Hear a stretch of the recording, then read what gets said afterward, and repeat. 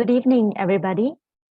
Welcome to the talk for tonight entitled Thinking Positively by Knowing the Reality, a dialogue between the Noble Eightfold Path and positive psychology. Tonight, we are very, very honored to have invited Venerable You Min for our guest speaker tonight. The talk tonight is mainly initiated by YBAM KL and Selangor SLC and is jointly organized by Body Hearts Buddhist Society and Psychology Graduate Association. I'm the MC for tonight. My name is Yong Shin. Next slide, please. Okay, so before we start, let us have an audio check. If you do not hear any audio, please follow the steps below. If you're using a computer, kindly click the join audio below and click the green box. If you are using a handphone or a tablet, click the join audio and click the first option. Next slide, please. So we also have a few gentle reminders here. Firstly, please ensure your microphone's always in mute mode. Secondly, if you have any further inquiries, please make good use of the chat box. Thirdly, for better watching experience, you may enable side-by-side mode. Next slide, please. If you need to rename yourself, if you're using a computer, click more next to your name and click rename. If you're using a handphone or a tablet, click the arrow next to your name and click rename. Next slide, please.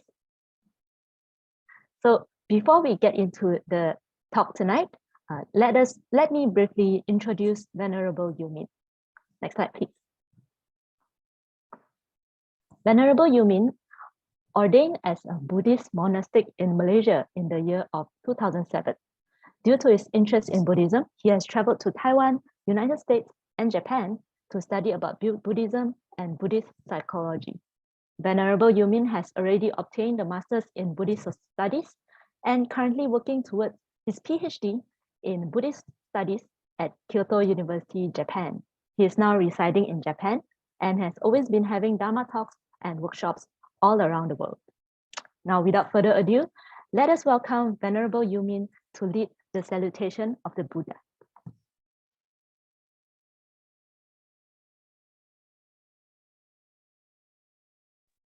Hi. Okay, thank you, Yongxin, for your introduction. So just give me 1 second. I'm going to share the screen with you before I start. Okay.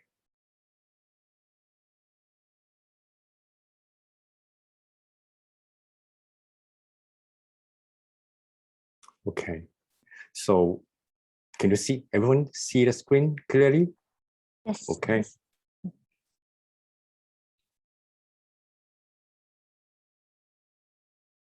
All right.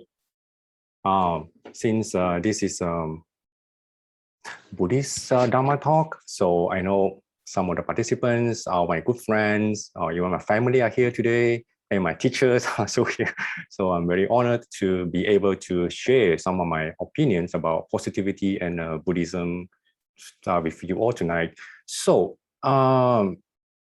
many of us are Buddhists, but if you are not, so for the following session that we pay homage to the Buddha, Dhamma, and Sangha, you can just join your palm together and listening to us. For the rest of us, please join me in the recitation. Namo tassa bhagavato arahato samma sambuddhassa. Namo tassa bhagavato arahato samma sambuddhassa. Namo tassa bhagavato arahato samma sambuddhassa. Buddhang saranang gacchami, Dhammang saranang gacchami, Sanghang saranang gacchami, Dutiyampi Buddhang saranang gacchami, Dutiyampi Dhammang saranang gacchami, Dutiyampi Sangham saranang gacchami, Tatiyampi Buddhang saranang gacchami, Tatiyampi dhammang saranang gacchami. Tatiyampi sangham saranang gacchami. Okay, please your hand. Right, thank you for the presentation together with me. Okay, let's begin tonight's event. Yeah. So the topic for tonight is positivity, about from the perspective for the Buddhism and also from the positive psychology. So I remember when I first got ordained in 2007. There was this very old monk in the monastery. He always told me that, young man, it's very hard. It's very difficult to be a monk. So, we're like, okay, oh, so what? We're already here. So why is it difficult? Well, he said, you got to always keep a smile on your face. You got to always keep a positive mind. You got to always give somebody a good image, about someone who is practicing. Yeah, when we think about it, this is the kind of image that we have as a Buddhist monk. And also, actually, I think for most of the, religious practitioners in general, especially Buddhists. Yeah, I remember that was like a few years ago, there was this term. Oops. Okay. There was this term. It is in Chinese. Yeah, it's called 佛系. Well, I couldn't find a very good English translation. It's something like a Buddhist like. Yeah, they have some people kind of make fun of how Buddhists, especially us, should behave. So it's like, Buddhists always say that, okay, what will be, and whatever it is fine. So everything is perfect, no worry, whatever happens, stay calm, stay cool. So this kind of image is what, we are expecting from, from the Buddhist practitioners. And especially for monks, so in this case, so I have learned throughout the years that, when you're facing with some new believers, some practitioners, sometimes you try to pretend to be philosophical, especially for monks, when you're facing with some difficulties. Well, you don't complain, right? You don't really tell them how you suffer, or you don't really tell them how you actually going through the downtime. You have to always put a smile on your face, right? So it's in English, we say that, but sometimes, we're going to get into trouble of, we cannot be easy into sail with the stream too much. Yeah? We follow the stream too much. We never really voice what we think. So my question is, so is it really what the Buddha thought? How a Buddhist to be? Whatever will be, well, whatever is fine, just go with the flow. But even in psychology, yeah, especially in positive psychology, my friend William, I think he's here tonight. So I remember I read one of his posts in Facebook. One time he was mentioning about his frustration, about giving counseling to one of his friends. And he just says some frustration, let go of his frustration. And he got some comments from his friends saying that, hello, are you not, a psychologist? Are you not studying positive psychology? How can you say something, negative? So it seems that it's not allowed, something that we should keep to ourselves. We have to be positive all the time. So that's what we're going to talk about today. Yeah, we're going to see about what kind of wrong perception we have about being positive, and we cannot share our real emotion. Okay. So I'm going to raise another example. This is a very famous book. I'm sure many of you had heard about, The Secret. Yeah. This is the okay. So I think this came out in about 15 years ago. Yeah, actually, why I got interested is because there was, I think, a few weeks ago, there was this, or one student of mine, he actually wrote me a question. He said, "Oh, Sifu, I read about this secret. It tells us about how the positive attracts positive. negative attracts negative. So is it what the Buddha's teach us about, karma, especially karma, yeah? When you do good deeds and then you attract good results.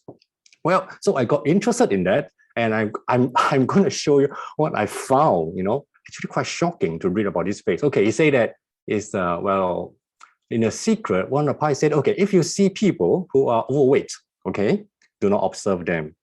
If you think or talk about diseases, you will become sick. And what you think or surround yourself with, either it's good or bad, is what you will bring upon yourself. So what this author is teaching in this book called The Secret, which were overwhelmingly popular, has sold millions of copies and become one of the top sellers for, a couple of years for this kind of self-help book. So I was surprised to find this kind of teachings being thought about being positive, how positive attracts positive. To be frank, I was quite shocked about when I read about this. Yeah, why? I'm going to tell you why later in the talk. So let's think about it. If you want good things to happen to you, you have to stay away from all the negative things. This is the principle or the lesson from the book. Is it right? Is it correct? Well, let's see. Yeah. Okay. So today, I'm going to really. Time is very limited. I'm going to first give you an outline what we're going to talk about today. So our goal is to try to answer the question, how do we create positivity based on the reality? Yeah, and so we can talk about from the Buddhist perspective, which is on the Noble Eightfold Path, and comparing to what is being taught in the positive psychology. Yeah, so East and West, this is a dialogue. So I'm going to raise 3 points, yeah, just 3 points. I'll talk about 3 points, 3 aspects toward positivity. So first one is how to think and how to live and how to take control, yeah. And I will also, based on the 3 aspects towards positivity, I will also give 3 practical suggestions of how can we do to become more positive, or how can we actually try to live a more happy and fulfilling life, especially during this pandemic time. Okay, so what are the 3 suggestions? Well, please stay tuned. I'm going to talk about it at the end. Yeah. Okay, first of all, let's have to go through some background. Yeah, please bear with me. I swear I'm going to make it brief and as short as possible. Okay. First of all, what is positive psychology? Yeah, I'm sure many of us here are from a background of psychology, but many of us are not, in myself included. So let's go through a little bit of what is positive psychology. Well, put in a simple way, positive psychology is, it focuses on factors which contribute to happiness, well-being, and quality of life. Okay, so happiness is about the mind. Yeah. So well-being is more like how we live. Yeah, it's more like the physical one. And quality of life is about our goals, our ambitions, how we achieve them. So the goal of the positive psychology is it focuses on how to lead us to achieve happiness, well-being, and quality of life. Okay, what it does is how it works is positive psychology. It encourages people and us to accept what happened in the past, yeah, and then we optimize our future experience. We may have hope about what we're going to experience in the future, and we also feel content, a well-being at present. So the past, the present, and the future. So this is what the positive psychology teaches us about, is to accept these all periods of time. Okay, what they study, what they cover. Well, positive psychology, in a nutshell, is it's a science of happiness, and it focuses on individual strengths and virtues, and it talks about gratitude, and also savoring pleasure, flow. Yeah, this is very interesting idea. I'm going to talk more about flow in the next few slides. So the flow basically means be more engaged with what you are doing now, fully engage, immerse, and enjoy it. Okay, and also mindfulness. self-compassion, and meaningful life. So these are the areas being covered by positive psychology. As we can see, like ideas like gratitude, flow, mindfulness, self-compassion, they're actually closely related to Buddhism. Yeah, I'm sure all of us who have been studying Buddhism before might know this idea very well. So, okay, a little bit more bookish stuff, yeah, a little bit more ideas to cover. Okay, now we talk about positive psychology. Okay, how about Buddhism? Yeah, we know, everyone knows about the Noble Eightfold Path, the Pa Zheng Dao. Okay, so we have 8 items here. The right view, that is, right view means that how we see the reality, truly the correct reality. Right intention. So whenever we act, are we acting based upon the right intention or the wrong intention? That right speech. I mean, when we speak, are we telling the truth, or are we lying for our own benefits? Right conduct. Conduct means what we do every day, our activities, our action, how we act towards others. Yeah? Right livelihood. 正命. Right livelihood is about how we earn our living. I mean, it means working, yeah? How to find a good job in a way that doesn't harm the environment or the earth. And the right effort is, where should we put the effort? It's more about mentally, yeah? How should we focus our efforts in achieving what we want in life? And then right mindfulness, of course, is a very popular term now. Mindfulness is how we open up our mind to be aware of what's happening around us. And then the last one is the right concentration. Yeah, it is how to stay focused for a little bit longer of time. We're going to a little bit more deeper about each definition later. Yeah, this is just a very quick overview.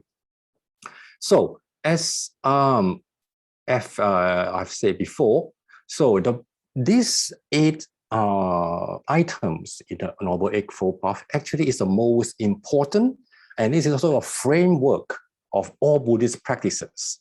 And no matter whether you are I would say from Mahayana Buddhism, or you are from Theravada Buddhism or Tibetan Buddhism, whatever practice you are doing, actually they all fall back to these 8 types of practices. Yeah. So it's a framework, it's the most important, I would say, steel structure of Buddhist practice. If you understand this, then you'll be able to understand all Buddhist practices. Yeah. So that saying, we need to fill in all other Buddha teachings into these 8 categories. What do each of them mean to us? Okay, we're going to go a little bit deeper about that later. Okay. Now, we're going to go to the first part, which is the 3 aspects toward possibility. Positivity is a positivity. Yeah. Okay, well, first aspect I'm going to talk about. Okay, so after I got the question, after I got this title of the presentation, actually most questions I receive from my friends or from whoever wants to join this talk is how we should apply the Noble Eightfold Path in Buddhism in daily life. So this is exactly what we're trying to do in the next slide. How, do we apply these 8 items in daily life? So especially in this new era, the 21st century. Okay, first of all, I want to suggest that, we can actually categorize these 8 items into 3 categories. One is the right view and the right intention. As suggested from the name itself, we can see that it is about how we can think, how we should think. Yeah, the right view and intention. Second one is how to live. It's about how we talk, how we act, and how we work. So this is about how to live. And the last part is how to take control. Means that how why, how we should put our effort, in our daily life. And also the next one is being mindfulness. Last one is being having a full concentration on what we are doing. So these 3 categories, I try to, this is how I group them. Yeah, of course, how to think, how to live, and how to control is the name I give to them. I don't think you can find this in any other Buddhism books. So, but bear in mind, I'm trying to apply the Eightfold Path, the Noble Eightfold Path in daily life. So, bear with me. Yeah. First, let's look at how to think. Yeah? As we say, it is a right view and right intention. So view and intention is about how we think, right? And intention means how we act. So I always think that our mind or our brain is like a computer processor, right? So we take in information and then we decide, we process them, and then we decide what to do with this information. So this is exactly what we are talking about, the right view and the right intention. Right view means we have certain kind of belief or understanding about the world, and right intention is, it means that how do we put our belief and our knowledge into action? Yeah, the intention. So this is about, it's like a computer taking in information, process, and output. This is exactly how our mind works. So about right view. So what is right view? Yeah, in other terms, what is this good information? What is good information? What are bad information? Of course, in Buddhism, we have a very clear identification, yeah, of what is correct in information and what is wrong information. Okay, let's look at this table. Yeah, so in Buddhism, right view is very broad, but just try to give you a very brief introduction. I want to talk about actually right view in Buddhism is to teach us how we should understand the reality of the world. Now, for example, the first part, impermanence. Yeah, impermanence, 无常, means that nothing lasts forever. Nothing lasts forever. Well, the idea can be easily seen, I mean, in material things. But there's something that's harder to see. Okay, for example, in material things, let's say today, you bought an iPhone 13 or you bought a Galaxy X21, I guess. Yeah, the newest model of the smartphone available on in the market now.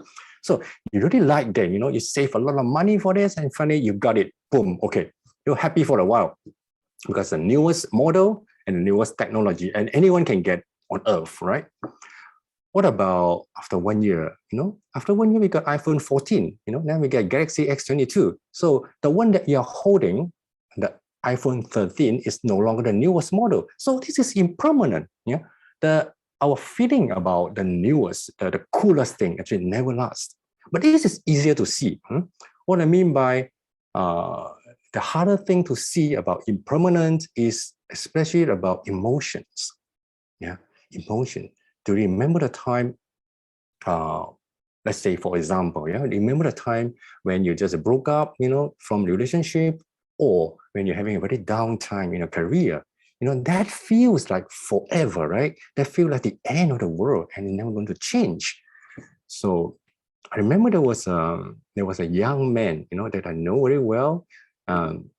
Well, every time he broke up with his girlfriend, and he will call me and complain about it, about how sad he feel to me. Yeah, every time he broke up with his girlfriend, he will tell me that, 师父, what you say is right. Love is really impermanent. I'm so sad. Well, so how do I apply? I say, yeah, you're right. It's impermanent, but don't worry. So I tell him, even the sadness you're having now is also impermanent, right? It won't last. Well, I'm pretty sure in a time of 1 week, 2 weeks, you'll be fine again. So don't worry. This is what we talk about. This is the real Buddhist positivity. Yeah, it means that, well, positivity means that even though when you're in downtime, you know that it's never going to last. It is impermanent. Everything good or bad, nothing's going to last forever. So actually, if you look at it, this is actually hope, right? Especially after you just broke up with from relationship, then you know that, you'll be fine again in no time. So this is impermanent. Okay, how about insubstantial? 无我. Yeah, so insubstantial means, well, in Buddhism, it's a little bit hard to understand, even for Buddhists. Yeah, it's about non-self. Non-self means, well, many people say that, self doesn't exist. I mean, the big I doesn't exist. Yeah. So what I see, so if that I doesn't exist, well, I mean, it's kind of hard to make sense. Okay, but actually, what the Buddha is talking about, the non-self, is it doesn't mean that the self doesn't exist. It means that our identity, yeah, who we think we are, is not real, it's imagined. Okay, like for example, today I'm a Buddhist and some of you are Catholics, I might be Christians, Muslim. So this is the identity, we give to ourselves. How about politics? Politics is the same, today we have Republicans, we have Democrats, we have liberals, we have Greens. So all these identity we give to ourselves. How about race? Well, of course, we have white people, black people, yellow people like us, and gender. We have man, woman, and LGBTQ. Yeah. Do you know what is LGBTQ? I think it's lesbian, gay, bisexual, transsexual, Hi. And then the last one is questioning, yeah, which is who is not sure about their, their sex yet. So all kind of this, but the Buddhists say that this is all the identity that we imagine ourselves, which is not real. Yeah, that they kind of create us, as opposed to the others. This is what makes us apart instead of being together. So that's why in Buddhism, we always emphasize on insubstantiality. That means that what you hold on to about you and others is not real. Break it, and be more open to other ideas. And of course, the world is imperfect. That's why we imperfection.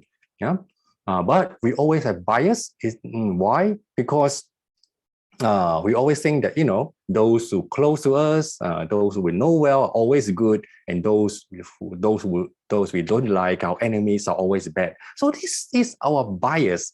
Because of this bias, this makes us our world so imperfect. Yeah, so the imperfection is also one of the reality of the world that we have to understand. The last one, of course, the world is nothing but illusions. Okay. Why is it an illusion? Yeah. Let's say, for example, during this pandemic, what do you want to do most? Yeah, I'm sure most of us, maybe 9 out of 10 people, will say that, yeah, the thing I wanted to do most now is to go for holiday, right? Okay, let's say next month, okay, Japan opens up, maybe I can come for holiday. Well, when you come here, because all of a sudden, Japan open to all the country in the world, then you can feel like, wow, there's a flock of tourists, maybe 1,000, millions of tourists all of a sudden appear in Kyoto. And you also spend a big money to come over here. And all of a sudden, what do you feel? Can you really enjoy your holiday? Can you really relax under this environment? So we have an illusion. We always have the illusion that if I have something, if I buy this, if I hold that, if I do this, I'll be happy. But according to Buddhism, this is all illusion. The happiness doesn't come from external things. Happiness always comes from our inner mind. It comes from our heart. It comes from how we think. So, and also, of course, in Buddhist practice, we put all this understanding about the reality in a very clever way. Yeah, we call that the Four Noble Truths. So the first one is talk about life suffering, and then they tell us that what causes the suffering. There must be a reason. And the next thing to talk about is, okay, if you can get rid of the reason, then you can become ultimate free. That means that you can free from suffering. And of course, the last one is the right practice. What is the right practice? Especially the Noble Eightfold Path is a practice being taught by the Buddha. So in a nutshell, this is the right views being taught in Buddhism. And how about right intention? Well, it's simple, yeah. So we're having a true desire or determination to free ourselves or others from attachment, hatefulness, ignorance. So if whatever you do today is, it can relate to, well, this is for me to reduce or get rid of attachment, get rid of hatefulness, or get rid of ignorance. So this is the right intention of all your action. So for Buddhists, this is more like a checklist to do. Yeah, if you want to do something, use this as a checklist, whether it is correct or not. Okay. So I remember Yeah, when I talk about the right intention, I remember a few years ago, yeah, there was a friend of mine from Malaysia. I remember that few years ago when we have a lot of demonstration going on the street, people yelling, people wearing the yellow shirts, and then we want to have change for the government, for better society. So one of these friends, he asked me that I really want to change. I want to do something for society, but should I go? He asked for my opinion. Should I go? So of course I couldn't give him an answer to yes or no. I said, well, maybe you can do a very quick check. So I introduced to him something called like the Socrates method of questioning. It's very simple. Yeah, it's a few questions. Okay, first I ask you. Okay, now you want to join the demonstration. Yeah, you want to go. You want to change the country. Okay, the first question, please answer me. Okay, what is this demonstration for? What do they want? Okay, well, tell me what you understand. Okay, let me know. And the next one is, okay, why do you want to join? Is it because it is an heroic action, or it is ethical to do? Whatever reason, please tell me. And then, okay, next one is, the most important is, okay, what kind of information you receive about this demonstration, Are your sources of information reliable? Do you just read them from Facebook or WeChat? Or do you really have some good source of information, at least from newspaper, yeah? I mean, not from just an instant message, which is from your friends, Where are your sources? Please tell me. Okay, so and next thing is the question is asked is, okay, now we know that you always hear about the voices from those who have the same thought like you, who wants to go for demonstration. How about the other side? Have you heard any other kind of ideas about those who actually refuse to join the demonstration? What do they say? What's the reason? But you have to know about that, right? And the last one I want you to answer is, have you thought about the consequences? Well, what kind of thing might happen to you or to other people? And are you able to take the responsibility? So if you are able to answer all these questions, we call it Socrates method, then I'm sure you will find the answer for yourself, whether you should go or not. Well, this is what I mean by having the right view and the right intention before we take any action. Yeah. But yeah, nowadays we are facing the biggest challenge. It is from where? From social media. We know that there are like, I don't know, millions of billions of fake news out there, false knowledge out there, a lot of conspiracy theory. And, there's this week, there's a whistleblower about Facebook. Yeah, actually one of Facebook previous employee, actually she came out and she pointed out that how actually Facebook use their own algorithm to emphasize and to actually magnify the hate speech. Well, if you're interested, please follow the news and you will see how actually, Facebook is changing our life and the way we think. So the biggest challenge we have nowadays is, how do we deal with fake news? Yeah. Okay, let me give you an example. This is a message I received last week from WeChat.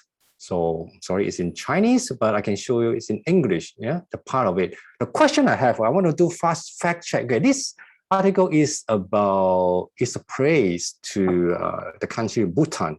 Yeah, we know that Bhutan is a Buddhist country. I mean, there's no war. Everybody lives in harmony. So let's do a quick fast check. You say that, okay, first of all, you say that Bhutan, in the whole country, there's no people got cancer. Well, is that right? So I did a quick check on the World Health Organization website. It's not true, At least there are like 4,000 old people just having lung cancer every year. So that's not true. And also you use the term, well, it's in Chinese, 武汉病毒. You know that this term has been, well, not banned, but being, dropped. Now we say COVID-19, right? Nobody calls it 武汉病毒 anymore. So why should we do that? This have bad intention. And then you say that all people in Bhutan are vegetarian. That's not true. You check, you go to the tourism website, you will find that one of the dishes, well, many other dishes have chicken, have pork, have lamb in it. So how can it be vegetarian? And then they say that in Bhutan, most people live over 90 years old. That's definitely not true. You just go to the website, especially the World Health Organization website, you can find the average age is about 70, not more than Japan. And then he said that now it has 0 COVID-19 cases. Oh, that's definitely not true. So, well, what's the problem? But the thing is, we receive this kind of message more than 1,000 times a day. We're being bombarded by this message every day. The problem is, part of the message is correct. Some are correct and some are not. So it's a mixture of correct and the wrong information. Well, this kind of message, at least it has good intention. What if this is harmful message? Yeah. So it will bring a lot of uncertainty to us. It will cause a lot of social problem.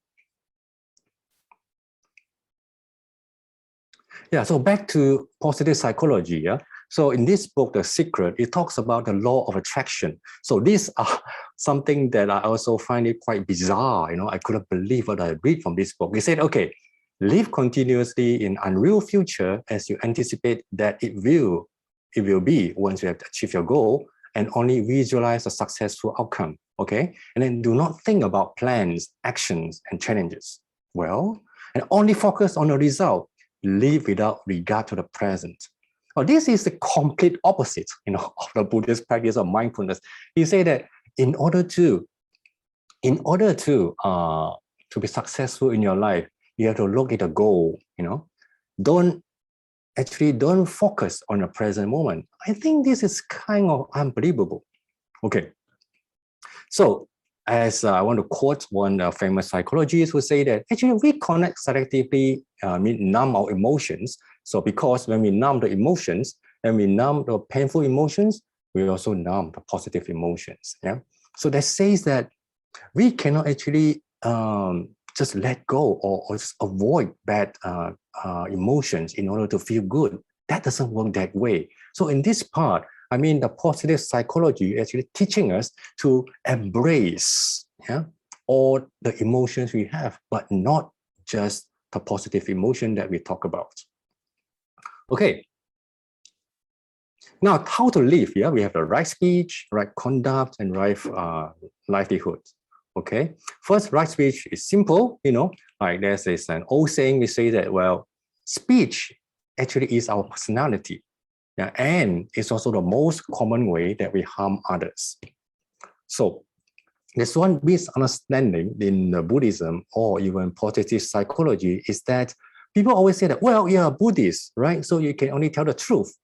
Of course, we have to tell the truth no matter what. But, they forget about we have to tell the truth skillfully. Yeah. What do you mean by skillfully? You have to make sure that when you tell the truth, you're not going to hurt other people. That is what we call wisdom. You don't just follow the rule blindly. Okay, so speech is so important that we will not only hurt other people, but we also hurt ourselves too. Yeah, how? I remember when I was in secondary school or junior high school, I used to write. There was a short period of time I write diary. I still keep it now. So a few weeks ago, when I look back what I've written in my diary, but in some entries, I was quite shocked to actually read that many of the contents I wrote about myself was so negative that I was basically scolding myself. It's like, okay, today I did something very stupid. I will put a word that you stupid, like idiot, blah blah blah, and then exclamation mark. How could you do that in front of a girl? These kind of things I put in my diary. But when I look back, there was a long time ago. I was like, wow, I was actually using language to harass myself. Not harass. So brutally hurt myself. Actually, we don't know that. This is in psychology, we call it our inner voice. Yeah, we actually do it continuously. We scold ourselves so cruelly. If you ever write it down, you're actually very shocked about it. Yeah. So this is what I talk about. the right speech, not only to other people, but to ourselves. Be more compassionate to others and to ourselves. So how about right conduct? Is especially no killing, no stealing, no sexual misconduct, no intoxication. So it's the right conduct and right livelihood. As I said before, this is how we should find a proper way of earning our livelihood. I mean, getting a good job, right? This job should be honest and in a non-harmful way. Okay, so this is what I categorize as how the Noble Eightfold Path actually teaches us how to live our life in a correct way. So I call it how to live. Okay. How about positive psychology? Yeah? What does it say about how to achieve a good life? So I find this gratitude is a way that we can apply on positive psychology. Okay. The gratitude means that saying thank you, feeling thankful to other people for what they have done to you. So in positive psychology, it says that actually gratitude, if you practice gratitude, we will feel more positive emotions, and we also have a positive experience, and we enjoy, also enjoy better health, and we can deal with a lot of bad times, and we can build stronger relationship. So we should express gratitude. That is the way of living according to positive psychology. That is, I think this is corresponding to what the Buddhist Eightfold Path talk about, the right speech. We speak nicely, and compassionately to other people. That is gratitude, in a sense. So I also love this phrase. It says that if someone isn't thankful for what he has got, he isn't likely to be thankful for what he will get. This shows how gratitude is important to our life. Okay, last part, of the 3 sections to become happiness is how to take control. Okay, first of all, it's a right effort. In simple way, right effort means that how we can develop good mental habits. Actually, we have a very simple saying in Buddhism. It says that actually it's very easy. If, right now, if you have good thoughts in your mind, you want somebody to be happy, expand it, continue this good thought, develop it, don't stop it. That's the first thing. And the next thing is, if you check your mind, you don't have good thoughts in your mind, well, try to generate one. Try to generate good thought. This is the effort, And the third part is, if you don't have any bad thoughts, the other way, you don't have bad thoughts, good, maintain it, stay that way. And the last thing we should put effort on is, if you're angry or if you have bad thoughts now, if you want to revenge, please stop it immediately with your effort. So this is what we talk about, the right effort in Buddhism. It's about how we should control our mind. This is what we can do. We have the power to control over how we can have this kind of positive and negative thoughts. Good one, we expand, we develop, we enlarge it. Negative one, we stop and we cut right away. So this is what we call right effort. And right mindfulness. Right mindfulness, well, it's simple way is the acceptance of thoughts or perceptions without any attachment to it. So, but actually in Buddhism, mindfulness refers to a kind of meditation, especially in Vipassana. But now when we talk about how we apply to daily life, so it's just that any moment, whatever thoughts you have, recognize it, accept it, and don't, cling on to it, don't attach to it too long. So this is a way to develop our fuller and richer awareness of life. And the last part is the right concentration. So this is actually the Buddhist goal. The Buddhist practice goal is when you achieve right concentration, you're actually free from other suffering. But in daily life, what we can do is we want to stay focused for a long period of time. This is what we can talk about in the next slides. Is this is today's very big problem. We kind of lost control because we find that we can no longer stay focused. in whatever you want to do, in class or actually, whatever you do, even in our work, because we got a lot of distractions. So this is very hard to achieve. Okay, so let's go a little bit about right mindfulness. Okay, there are two things, to do if you want to practice right mindfulness. The first one is you have to be focused on the present moment. Yeah, and the next thing is do not judge. Now, do not judge. So I want to give you an example of how to practice this right mindfulness in daily life. Like there's a famous book written by Thich Nhat Hanh. There's a very famous Zen monk from Vietnam. Now he's in where is it? Oh, in France. Yeah.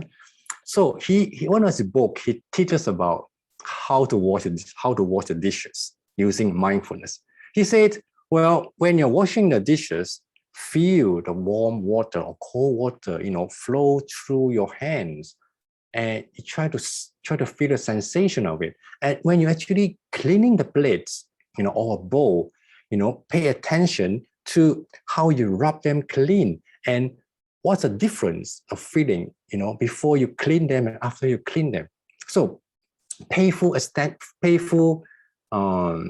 attention to whatever you feel in what you are doing, in a simple thing as a dish washing. So this is the daily practice recommended by Thich Nhat Hanh. Yeah, how we can wash the dish with a mindful, with a very concentrated, mindful mind. So this is so it tells us that we have to accept our present moment and do not judge. Yeah? You don't say that, oh, now when you're washing the dishes, then you just complete, then you're thinking about, okay, well, I'm so busy, I have to do more things later, I got so much work to do, so what am I going to do? And then you complain about, there's so many dishes, but no complaint, just do it, whatever you have to do. So this is what we call the right mindfulness. Yeah. So as I said by John Kabat-Zinn, he said that mindfulness is not so much about doing a lot of things, but it's about being there. Being present on what you are doing. Pay attention. Okay, so how about psychology? Yeah? Positive psychology say about the same thing. As we said before, the idea of flow, the idea of flow is an intense concentration. Yeah. So what is the idea of flow? Actually, it's something we can see the definition of it.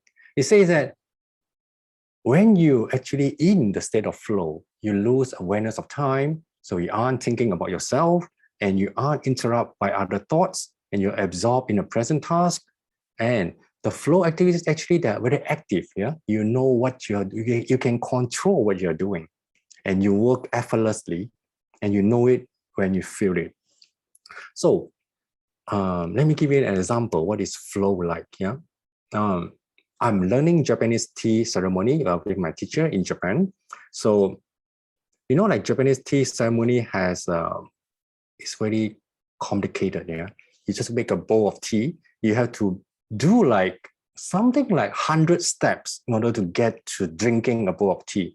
So the one to prepare the tea, that's what I'm learning, is every step, even the walking, holding the bowl of how you put the water, the hot water into the bowl, everything has its standards and correct way you have to follow.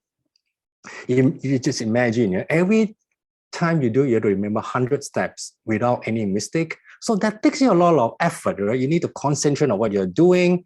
But for me, when I first started learning it, it was so hard, I always, when I'm doing this, I always forget the next thing, what I should do, how I should handle the bowl and things like that. The mind was so busy. So sometimes like you feel like clumsy, you don't know how to make a bowl of tea.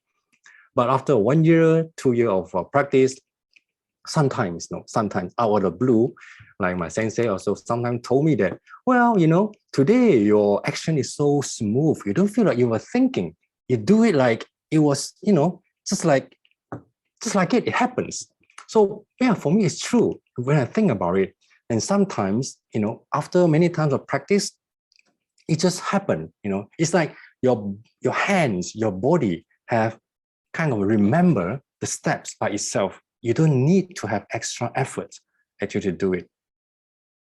Okay, but of course it doesn't happen all the time. It's like your mind can go kind of blank, but you know what you're doing, but at the same time, you don't need to think what to do next. Your body just do it automatically. Zoom, zoom, zoom, the flow is smooth and seamless. Everything looks perfect.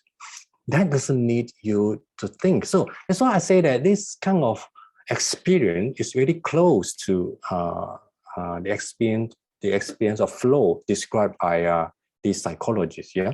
So you work effortlessly. You know it when you feel it. So we want this experience. You want this experience. So how can we do that? How can we do that? Okay, let's see. So now we're going to talk about the next 3 practical suggestions. We'll try to go very briefly. That's the last part of this presentation. Okay, give me a break.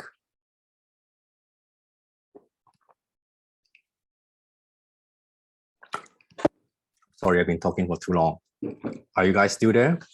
Everyone still fine? I mean, I know nowadays, according to a study, our length of concentration, paying attention, has become shorter and shorter. Yeah, there's a study saying that we can really focus on one thing for 12 seconds, and now we have dropped to like 8 seconds. Yeah, but they even compare to a goldfish. A goldfish has a short memory of 9 seconds, so now we have attention even less than the goldfish. Well, of course, I don't know. And I also read some research saying that this research was not so accurate, blah, blah, blah. But we got the idea, yeah?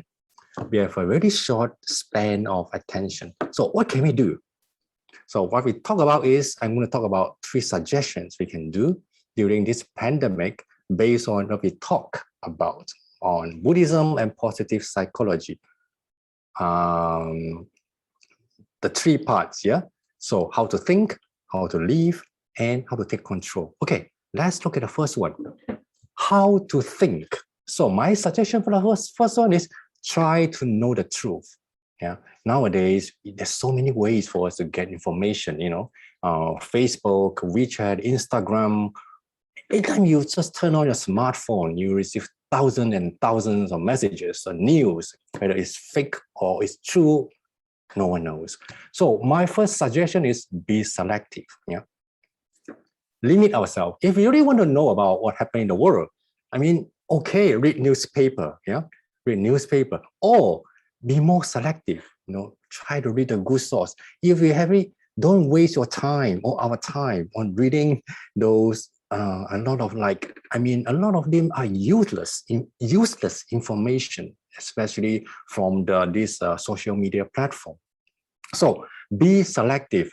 Choose good news magazine like. Sorry, I just show some English here, like a Newsweek or Time or The Economist. These are the well-established news magazine that we can rely upon. They were written by professional journalists, yeah, like somebody who just share and add stuff that we have no idea about. So be selective. The next part is, okay, reading more is actually not better. We always, like when you flip the screen, it's very funny. Somebody told me before that if you really want to attract attention from people who see your post, there's a 3-second rule.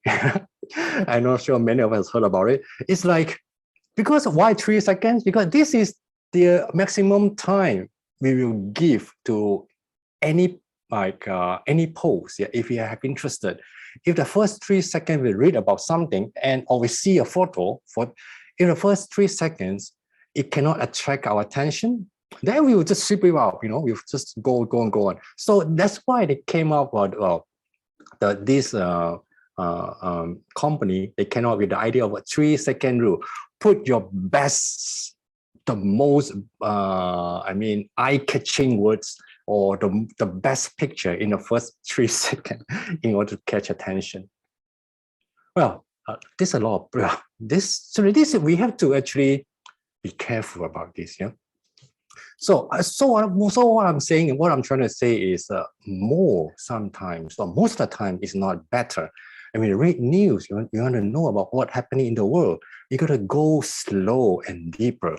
That's why I suggest that, if you want to read news, if you only have 1 hour a day, so why don't we consider reading like a weekly news magazine, like what I gave you, Newsweek, Time Magazine, or The Economist.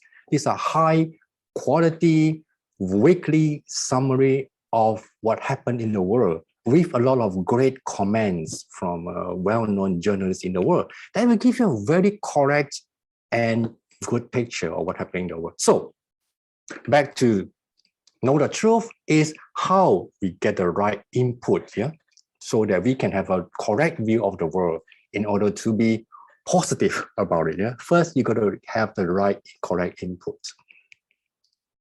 Okay, the next suggestion is to practice gratitude. As we said before, okay, what can we do is we can write a gratitude journal. You can write journal. Okay, it actually says that so those positive effects, can further enhance the what you call the good experience that we feel. That is a good gratitude journal. But also we can also write a gratitude message. So we can write a letter. Well, not just to ourselves. We can also send a letter to our friends. To someone that you really want to send it to, deliver it. And sometimes you can even tell them in person. So there was some psychologists who even suggest that, well, try to make a habit of sending at least one gratitude letter a month. I'm not sure if anyone could ever do that, but I think it's a very good suggestion. Send good messages. So, and then, of course, on occasion, you can also write some good thing to ourselves. Remember what I told you about my high school journal? I was basically scolding myself of the stupid things that I've done. So now change this habit. Be compassionate to ourselves. Write some gratitude words to ourselves. We can say, I'm sorry, and thank you, I love you, not only to yourself, but to other people. So these 3 phrases are the magic phrases that we use. All right. So the last suggestion I'm going to talk about is to limit our distractions, especially during this time of the pandemic. We got so used to our smartphone that we always, I don't think many of us actually, the smartphone never leave our pocket, right? Wherever we go, it's always there. Like there was one friend who always joked with me. You say that, well, every morning, there are only 2 options. Is either you pick up your smartphone before you get out of bed, or after you get out of bed. That means that no matter what you do, we will always reach for our smartphone. Whether it's right beside our bed or on a desk, whatever. This is our habit. It's really hard to get rid of it. So it's so true. It's so true. So we try to limit our distraction. Why? Because our human brain is designed for single tasking. What is single tasking? Single tasking means that you do one thing at a time. I remember when I first got ordained, I was living in this temple, and there was this young student. He was living with us. He was very smart. He could do multitasking. Like, I know that every day when we do our job, like let's say doing your laundry, like folding your shirt, right? He could like having a laptop right in front of him, watching a movie, and then the smartphone playing his beloved music, and at the same time folding the t-shirt, watching movie, listening to music, and then doing the job. Well, I was really amazed, by how this multitasking could work in this way. So after a while, I found that why this guy always looked tired. Of course, I didn't ask him, but I think I know why. When you're multitasking too much, actually your brain become so tired, your brain couldn't handle it. So even this is a very important Buddhist idea, is that especially in Yogacara, which is what we call the Buddhist psychology. In Yogacara, it states very clearly is that we can only focus, our mind can only focus on one thing at a time. Okay, not even that, we can only have one thought at a time. Okay, try to imagine that. Let's say now I'm looking at a screen and I'm listening to my own voice. Actually, the watching and the listening doesn't happen at the same time. It's like this moment I listen, and then next moment I switch to listening. So it switches so fast, so quick that you don't even realize it, but actually we are switching. Okay, this is what our brain is doing. It's why our brain takes up so much energy. It takes up more than 70% of all the energy our body can ever generate. Because we are always constantly switching our attention. Okay, well, listening and hearing at the same time, even in just like a simple job as I'm talking right now, it takes up so much energy.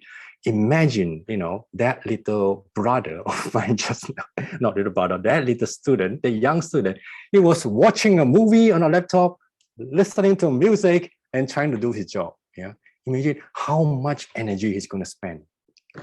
Yeah, of course, some people like some scientists now argue that, well, especially for the new generation, they call the Z or the Z generation, who are born right before the millennia, like 1996 onwards. I think these are called the Z generation. They say, well, these are the people who has been trained in a different environment. Maybe they are more adaptive to it. Well, maybe it's correct, yeah. Maybe nowadays the youngsters nowadays are more adaptive to this kind of distraction.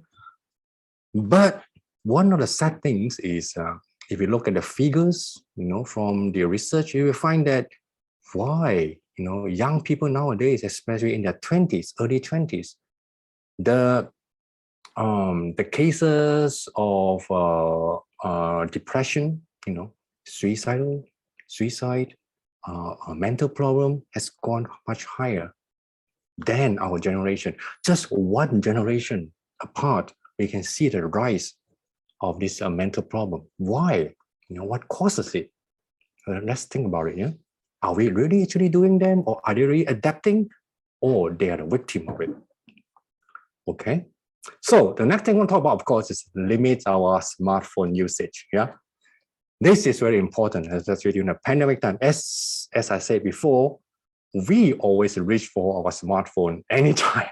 Yeah, when you're bored or when you're free time, the first thing you do is click on and see, what kind of message we have. Someone send message, oh yeah, see what it says, yeah, blah blah blah.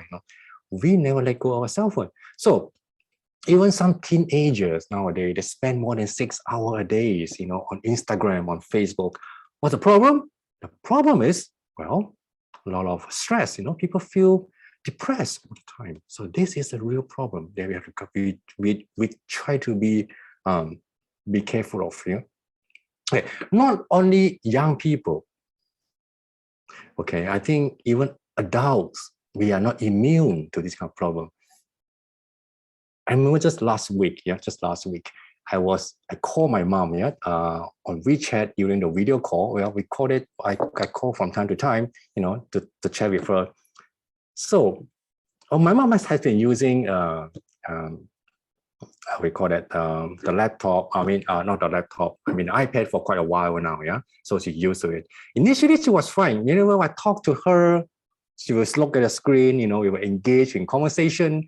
But last week, when I was trying to talk to her, I saw that her eyes just keep switching to the corner. I was like, and then she wasn't paying attention to what I was talking. So I got a bit upset. Or like, Mom, what are you doing? And then she was approaching. Oh, I'm sorry.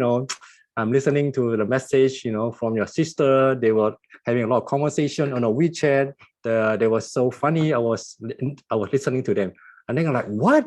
We are talking face to face, and so it just proved that she got distracted. Yeah, when talking to me, instead of engage in my own conversation, she was distracted. She wanted to listen to the more interesting conversation.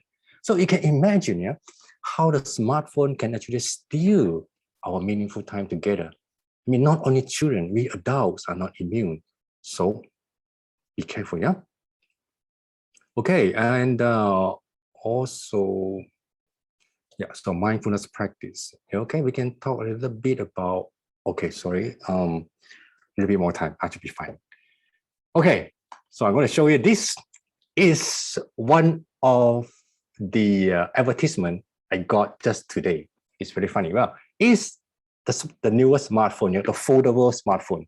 Okay, what it says really shocked me. It says that, okay, you can return message, you can watch movies and stock market, and you can observe the stock market all at once, at the same time. The screen can split to 3 parts. One part, you can read the message, typing. Next part, you can watch movie at the same time. And you can also watch how the stock market goes, all in one big screen. Oh my goodness.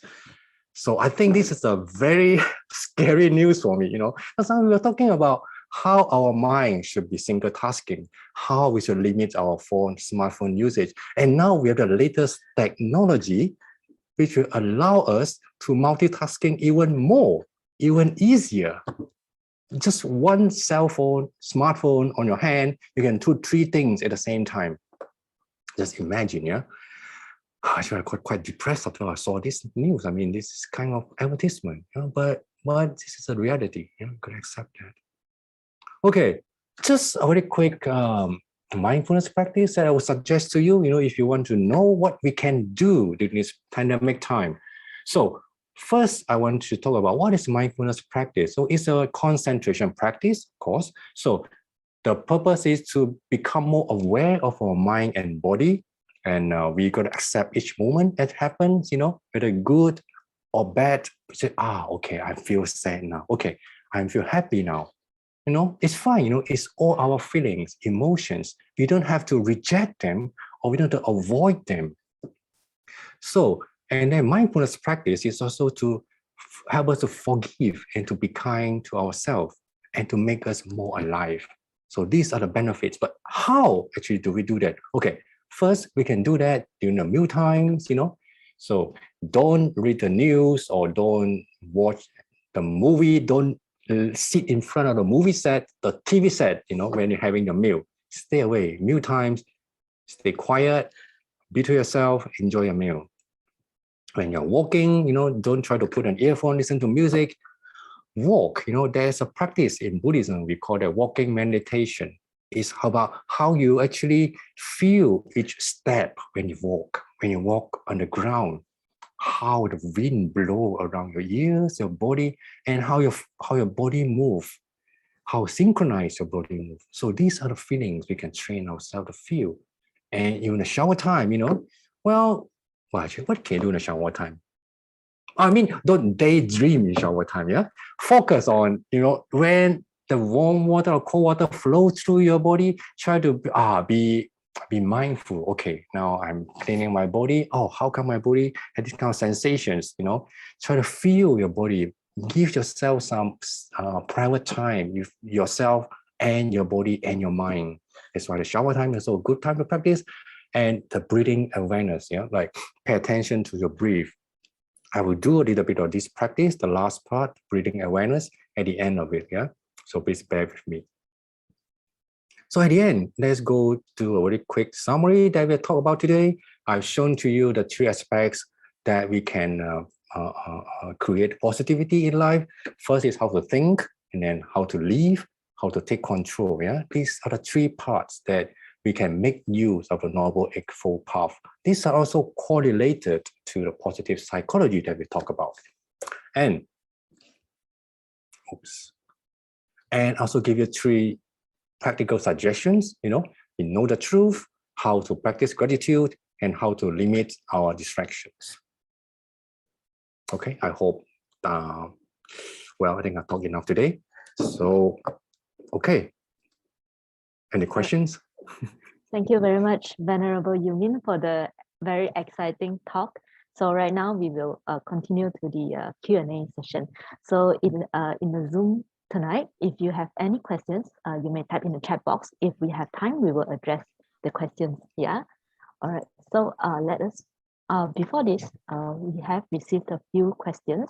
So the first one is Venerable, about the concept of self. Is it okay to be ourselves, or should we be selfless? The concept, so sorry again, you care about the concept of self? Yes, correct. Should it be ourselves or should it be selfless? Yeah, that's correct. Okay. I remember that this is actually a big question, yeah?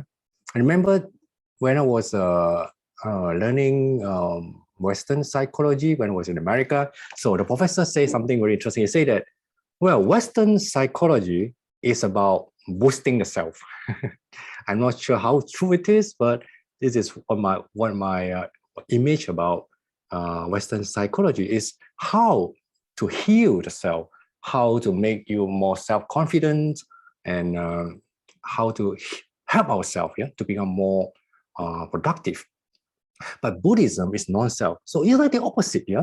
Buddhism always talk about no self, non-self, let go of self. So it's like emptiness, nothing. But I think this kind of generalization about self and no self, I think is wrong. Yeah. So what is the correct understanding about the self and no self? We have to see that in Buddhism, actually, we don't talk about the no self right away. Yeah, we talk about, there's a term we call it 自利利他. It means that we practice to benefit ourselves and also to benefit others. So we always, the first step is to benefit ourselves. What do I mean by benefit ourselves? I mean, like, okay, we got well fed, we make sure we have the basic needs in life, we fulfill, we're not in danger, we're not hungry. Then we get the enough education. We try to equip ourselves with the right knowledge. Then only we can go to help others. Yeah, the selfless part actually comes later.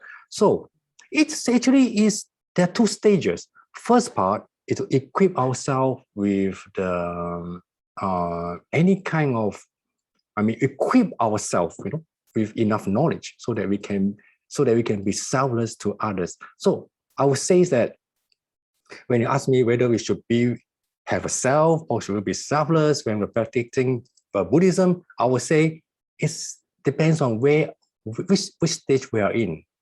When we just start practicing, of course, self is very important. Yeah, we have to benefit ourselves first, then we can benefit others. So it's not conflicting. It's because the steps are different.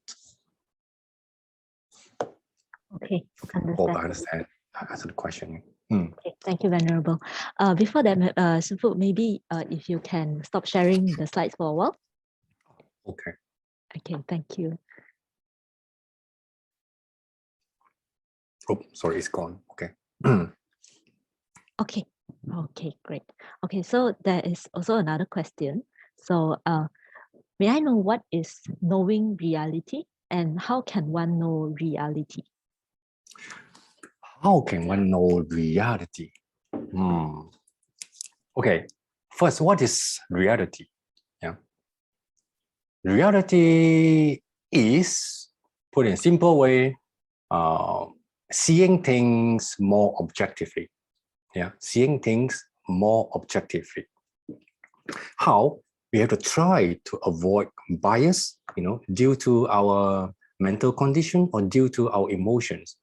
If we can do that, if we can see things from more angles, if we can see things more objectively, then we are much closer, one step closer to know the reality. So I hope you understand what I'm saying. Yeah. So this is what I mean by reality. And how can we know the reality? Yeah, of course. How? Yeah. How should we know reality? First, as I said before, learn from the right source. Yeah, because our brain is like a computer. We take in information, we process them. So first, make sure that the information we receive, the information we get, we put into our mind is reliable. Okay, so I can suggest that, well, if pandemic time, during this time of pandemic, we have time, so read some good books on Buddhism, learn more about the Buddhist thinking, So these are the right source that we can put in, And the next thing is we can practice to analyze all the facts that we have read about, that we have heard about. Like the example I showed just a few slides before about this article on Bhutan. It said all the good things about Bhutan. People live 90 years over and things like that. There's no kind of sickness like cancer. Yeah, it sounds good, but do some fact check, before we actually absorb and believe in all this. Check it, analyze it. Is it really true? Like average age is over 90. Well, even so, check about it, because you might have heard that now the highest average lifespan, I think Japan is number 2 or number 1, I forgot, but it's still not yet 90. So how could Bhutan, all of a sudden become so great? So something that we need to, whatever we read, we see, try to analyze. So I want to give a quote that I heard from Steve Jobs in one of his speech a couple of years ago, when he was giving a speech at the Stanford University. He said that at the end, about knowledge is stay hungry and stay foolish. Stay hungry means that always want to learn new things. About knowledge, stay hungry. And stay foolish means that always believe that what we know is limited.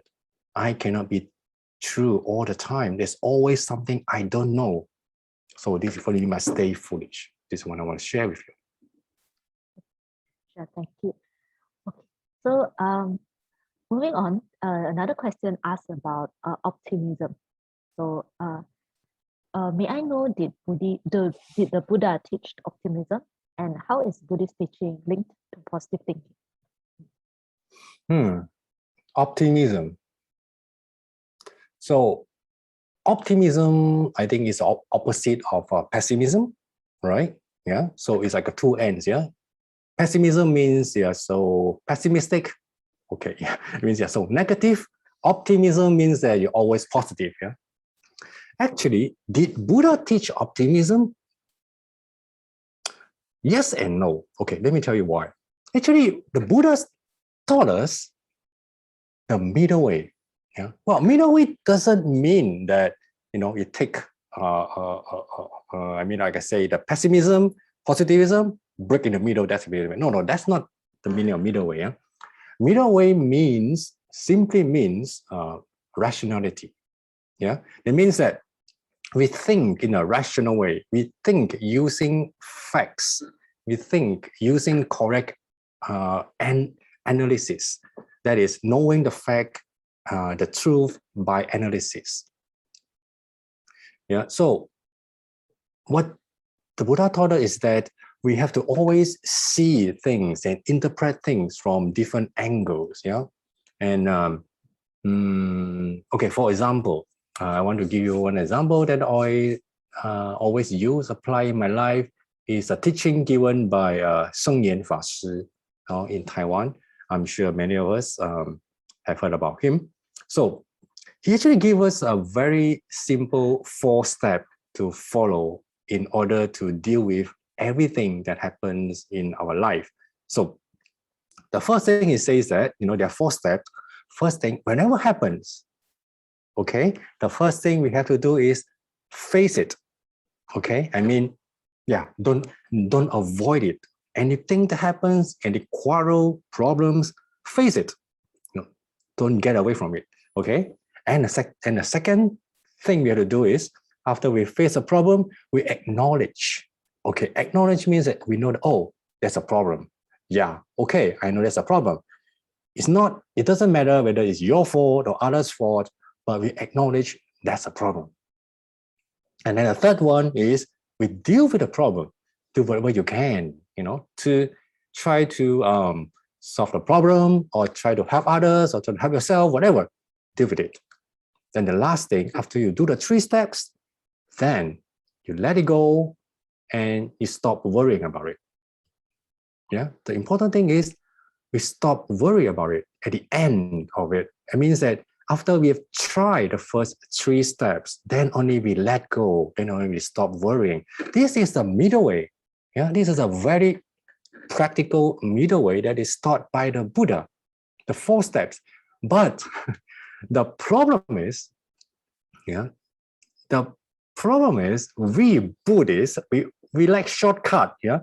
We always, whatever happens, like difficulties or problems or quarrel happening in the world, we skip the first 3 and we jump to the end. Oh, let it go, 放下随缘. This we always tell ourselves, we tell other people. 放下吧，随缘吧, let it go. First, we didn't face a problem, and then we didn't acknowledge it exists, and then we didn't do anything to try to solve the problem. We just jump to the last part and say, let go. This is a Buddhist way. That's why I think this is why the term 佛系, like the Buddhists like, is become such a sarcastic way to describe Buddhists. I mean, it's true. You have to accept it. Many of us do this. Okay, if you don't trust me, look at Facebook. Okay. I mean, if you just look, if someone say, oh, I have a bad day today, I was scolded by my boss, and I came home, my kids were also having some trouble, and I quarreled with my wife. Okay, that's not a problem. But the thing is, try to read the comments at the back and the bottom. If you are Buddhist, you will see there are many standard answers like, oh, let go, 随缘, the problem is fine, be happy, you should relax. Well, these are the things, that we always tell other people. And I don't think it's correct, it doesn't solve anything. Well, it might make you feel good, like the person who wrote, who received a message might feel good for me one moment, but it doesn't do anything. That's all. Okay. That's what I'm saying about whether the Buddha teach optimism. Optimism, in another word, is positivity, right? Positive thinking.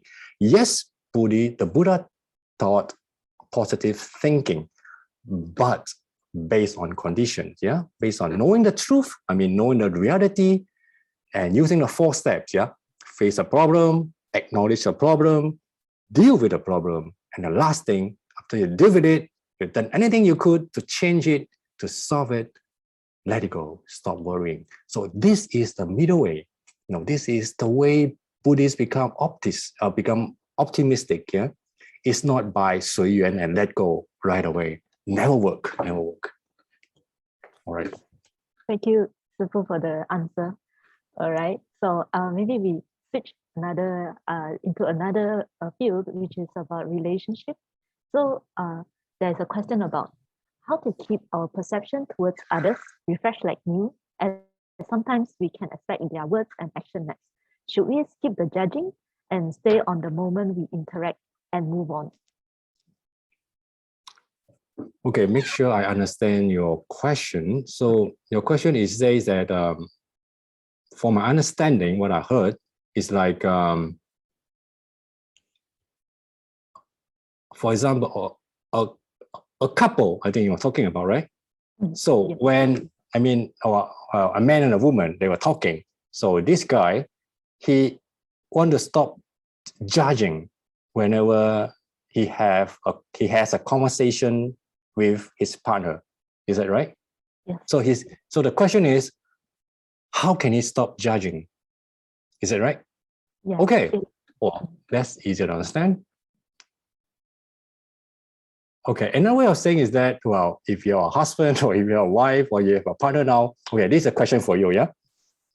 When you talk to your partner and you're kind of almost going to quarrels all the time, so how can we change that so that I will not judge him or her so quickly from what he or she say? Okay, well, let me try to answer this. Well, first of all, I want to say that but judging is not necessarily bad. Yeah, it's not. You don't have to really avoid judging all the time. Actually, from the revolution or evolution point of view, judging other people is one of our survival instinct. It keeps us alive. Just for example, yeah, let's say you're walking in the middle of the night, on a very quiet street, and it's like somebody wearing black shirt, suddenly slowly approaching you. Of course, you will start judging, right? Oh, who is this person? Is it dangerous? Am I in danger position? Yeah, this is judging. This save our life. Okay, but that doesn't always work so well in a relationship, right? So that's why we have this problem. Okay, so what I suggest is we have to use a mindfulness technique in this case is that first, we recognize that we judge, okay? Whenever you're the mind, whenever you hear like your partner say something, oh, you're late again. That's for example, oh, you're late again. Okay, and then you immediately you have a reaction of, wow, why you got so angry? It's not my fault. Okay, if you have that kind of emotion, first stop a while and recognize that you judge. Okay, you are judging. No, accept it. Oh, you are judging again. Okay, know it, and then stop for a while and ask a question. Yeah, ask yourself question. Okay, why am I judging? Yeah, so try to identify the reason. Whether there's any unsolved conflict between you and her or before that. Okay, I think let me give a very simple example to illustrate what I'm trying to say. Yeah, I think remember I had in the Buddhist temple there was an old lady. Yeah, she was she was really kind, very warm and very gentle. She speaks very gentle. Yeah, you never heard her getting upset or angry. She always patient. So, but she has a problem. Yeah, whenever they were doing things together, let's say decorating the hall or the Buddhist hall, whenever someone, let's say, accidentally say to her, oh, you don't know lah. I mean, you don't know lah. Okay, it's a Malay word. You don't know lah. I mean, that you're not good at this. Please stop and learn from me. It's really interesting. Yeah? Whenever someone say this to her, she will get very upset. She'll try to fight back and argue. No, I know I can do it. You can really see that she got tensed. She got very upset whenever she heard that phrase. Yeah. So there was one time that I had a chance. I talked to her. I raised her about this. What I observed. I said, why you got angry whenever someone told you about this? Whenever someone say about this to you. And at first she said, well, I don't know, no, of course, because I know, she tried to explain to me that they were wrong. But the more, a little bit time when I spent with her, I talked to her, and then she said that, actually, you know what, Sifu, every time someone told that, you don't know lah, this reminds me of my ex-husband who has died, who had passed away a long time ago, who has passed, because, she had a kind of, not very good, a relationship with her husband. So husband always kind of scolded her, whenever she do, the husband will kind of tell her the same thing, you don't know lah, you don't know how to do this, always use this kind of phrase to make her feel little, make her feel like she doesn't worth anything. So years after years, after being verbally abused by her husband in this way, she has developed this kind of mentality, So whenever someone say this phrase to her, it reminds her all the bad experience that she had with her husband. You know what? You see what I'm trying to say? So when sometime, we call it trigger in the psychology, yeah. But this is really true. It's sometimes that our mind will remember, and then we relate to the phrase. So, okay, back to the question of the couple, why sometimes we judge others, especially someone you love, when she says something that kind of hits you, in the softest part, they always make you feel upset. So if you're in that situation, think about it, think deeply and try to understand what that phrase means to you or what that emotions mean to you. Is it because you have some bad experience before, that something maybe unconsciously still in your mind? So if that is the case, then you have to actually deal with it, tell yourself, oh, it's not the same situation. The past experience is gone. So be kind to others, be kind to myself. You have to really slowly get out of this kind of a bad circulation. Yeah. So that's my advice to this. Sorry, it's a bit too long, but I try my best. Thank you very much, Venerable, for this question, for this answer. So there is a participant who raised up his hand. So Chen Si, am I right? Okay. You may unmute yourself and ask the question. Okay. Sorry. Maybe you need to unmute your mic. Yeah, thank you. Yeah. First of all, thank you very much for the very informative presentation, and also talk about positivity and the the Eightfold Path. And I just have one question related to how do you deal with your daily life when you have so many things ongoing? And I know that you talk about having the flow and having the right effort to sort of create or design your life.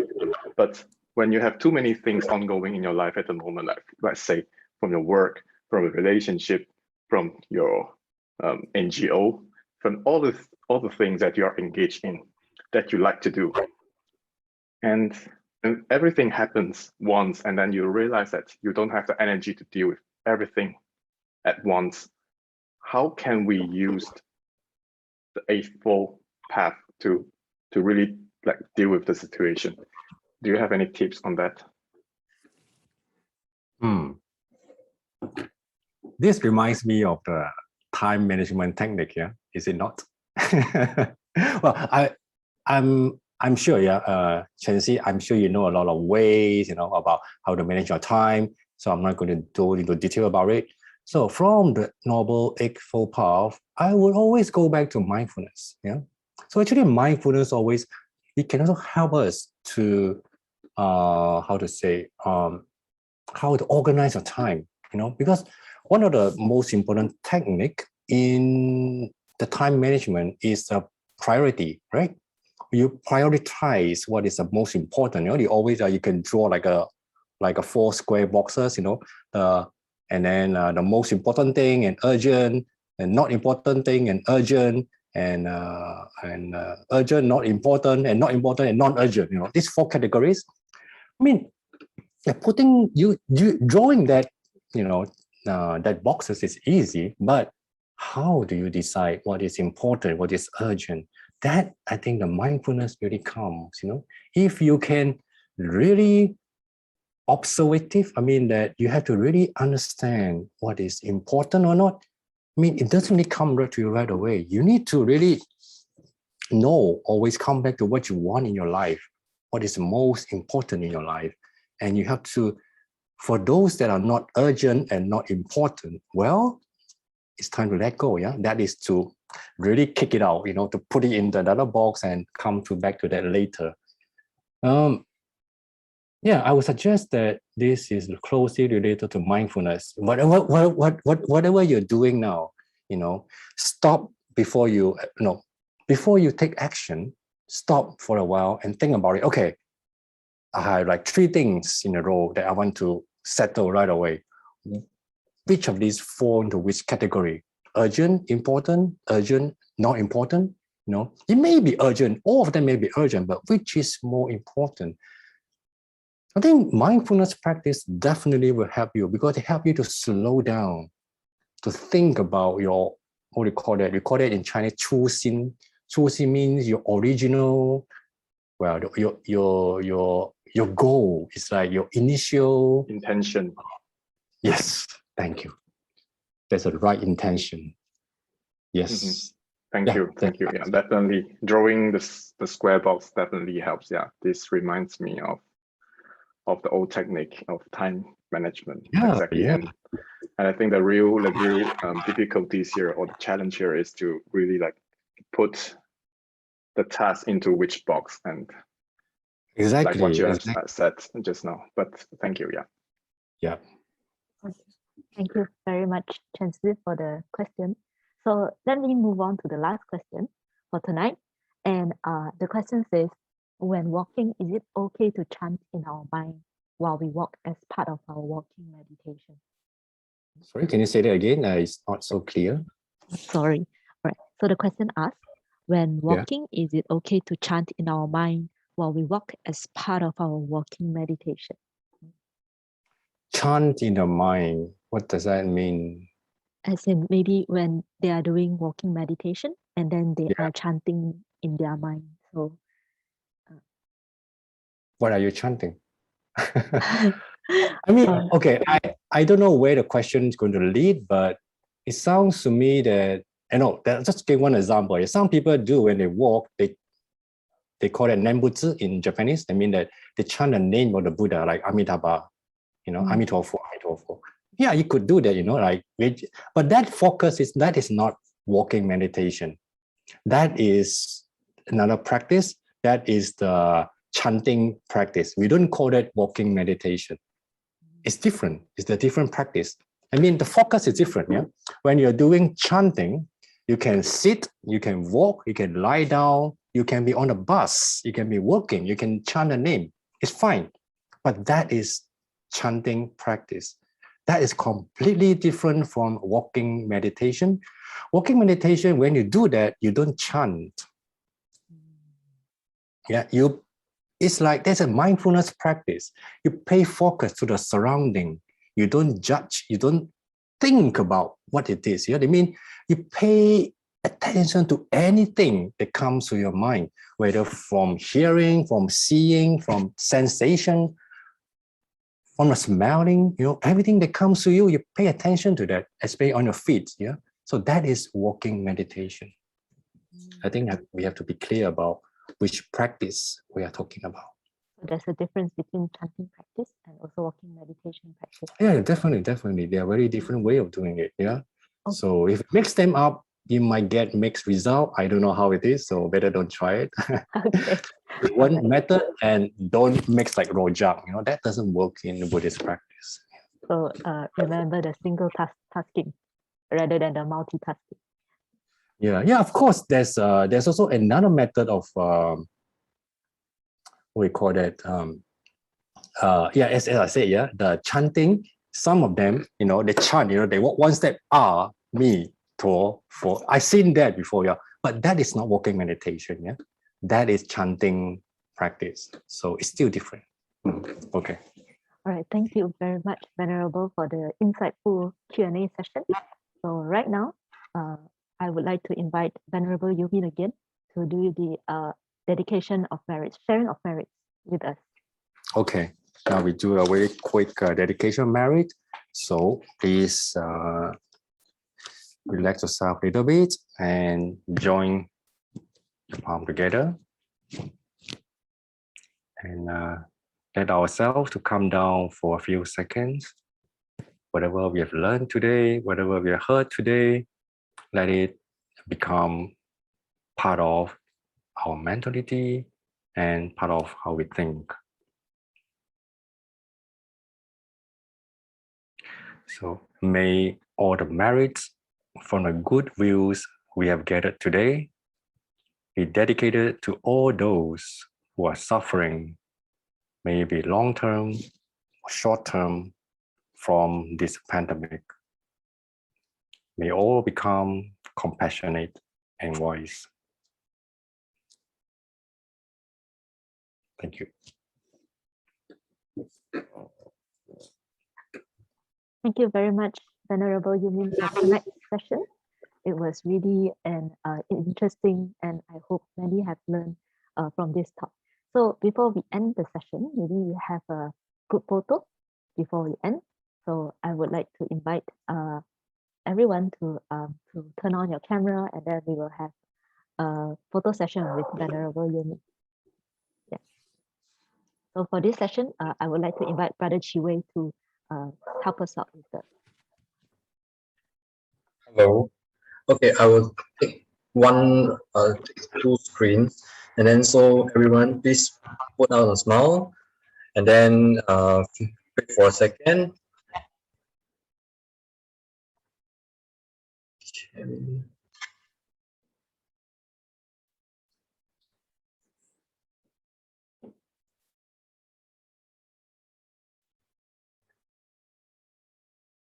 One more, 1, 2, smile.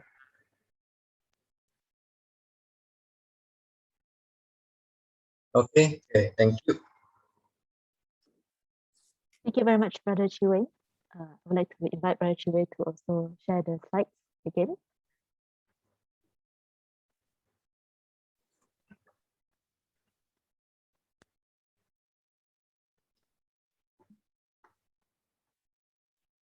Maybe we give Brother Chiwei a few minutes, a few seconds. All right.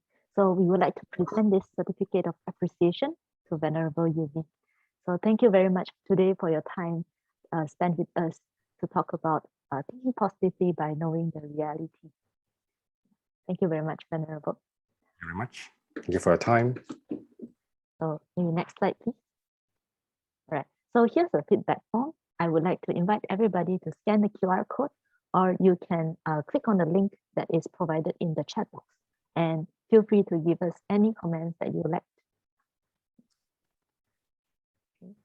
And so next slide, please. Right. So there's also a YBM Pelita for Malaysians, right? So this is by the YBAM. So if you need any psychological guidance or any counseling, feel free to call the hotline 03220225505. So thank you very much. All right. So right now we end the session for today. Thank you very much, everybody, for tonight's time, and I hope to see you all again. And thank you again, Venerable You Min, for tonight. Thank you. Thank you all for the time. you. Good night. Good night, everyone. Good night. Sleep well. Get away from my cell phone. Good night. Remember single tasking. Yes, single tasking.